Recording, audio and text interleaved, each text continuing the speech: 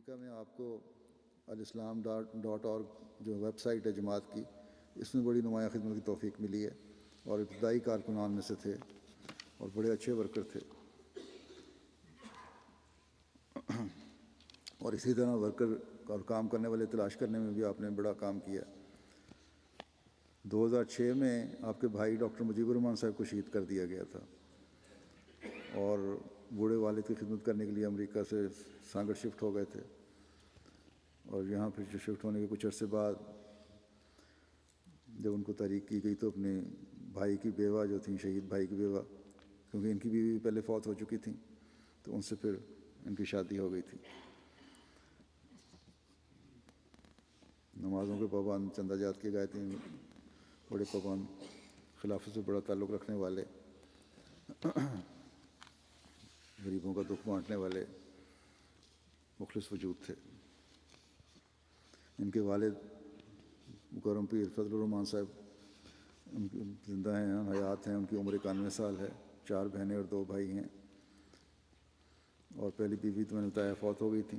اولاد میں سے انیس الرحمان ہیں، 32 سال کی عمر ہے. حمیرہ صاحبہ 23 سال، عائشہ صاحبہ 28 سال. سب بچے امریکہ میں ہیں. اور دوسری اہلیہ جو تھیں، جو اپنے بھائی مجیب الرحمان صاحب شہید ہیں، ان کے بچے اعزاز الرحمان 13 سال، معاذ الرحمان 11 سال اور مشل عمر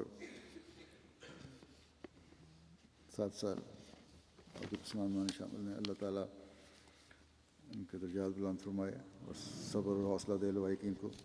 ایک اور مخلص دوست کا میں ذکر کرنا چاہتا ہوں جو موسیٰ رستمی صاحب ہیں. ان کا جنازہ تو میرے خیال میں نے مصطفیٰ ثابت صاحب کے جنازے کے ساتھ ہی پڑھ دیا تھا، لیکن ایک انتہائی مخلص دوست تھے، اس لیے میں چاہتا ہوں کہ ان کا ذکر یہاں بھی ہو جائے. 5 اگست 2010 کو ان کی وفات ہوئی. انا للہ و انا الیہ راجعون. اور کوسوو کے جلسے میں اس سال آپ کی تقریر تھی، اس میں آپ نے بتایا کہ 1985 میں ان کے بھائی یو کے آئے اور انہوں نے خلیفۃ مسیح رابع سے ملاقات کی.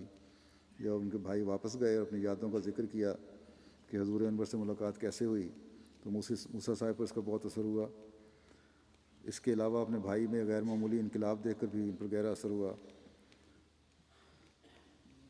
ہائی اسکول اور ملٹری سروس مکمل کرنے کے بعد آپ سوئٹزرلینڈ چلے گئے، وہاں تقریباً 4 سال رہے. انہوں نے خود بتایا کہ وہاں کے احمدیوں سے مل کر انہیں بہت خوشی ہوئی. بعد ازاں آپ کچھ عرصہ ہالینڈ رہے. ہالینڈ جاتے وقت انہوں نے یہ فیصلہ کیا کہ وہ اپنی زندگی جماعت کی خدمت کے لیے وقف کریں گے. تو بیعت تو پہلے وہ کر چکے تھے اپنے بھائی کے اثر کو دیکھ کر ہی. ہالینڈ میں ہی حضرت خلیفۃ مسیح رابع رحمہ اللہ تعالیٰ سے پہلی ملاقات ہوئی اور اسی ملاقات میں انہوں نے اپنی زندگی وقف کرنے کا ذکر کیا. تو حضور رحمہ اللہ نے انہیں البانیہ چلے جانے کے لیے کہا. بہرحال چند وجوہات کی وجہ سے نہیں جا سکے.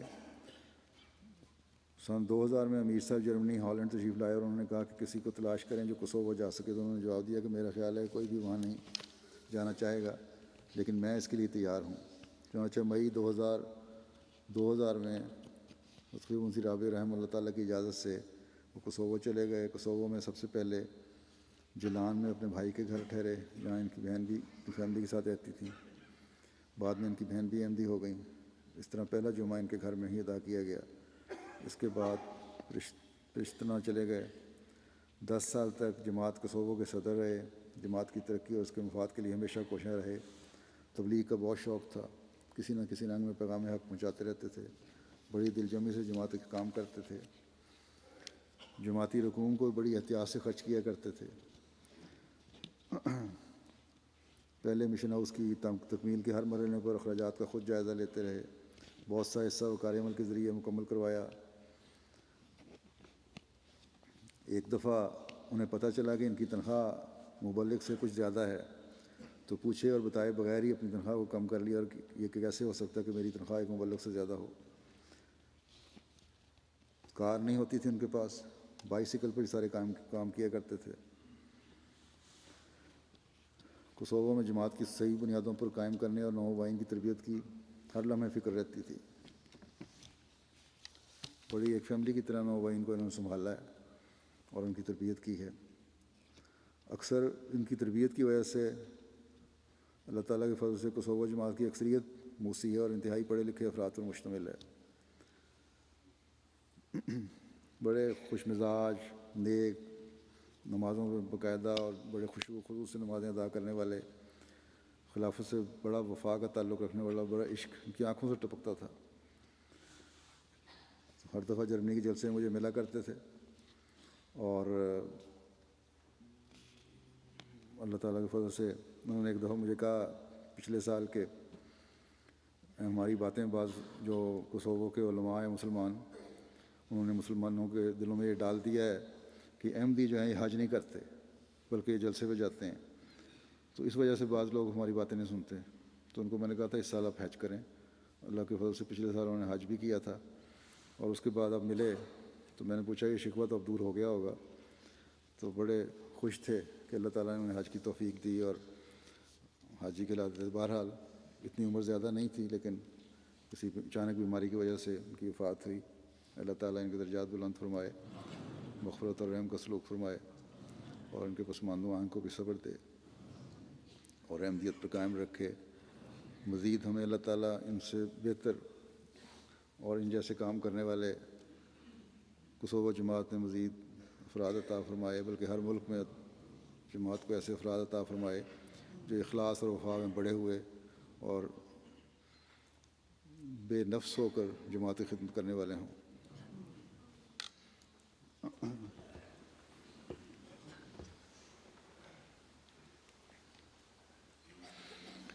الحمد للہ نحمده ونستعینه ونستغفره ونؤمن به ونتوکل علیہ ونعوذ باللہ من شرور انفسنا ومن سیئات اعمالنا،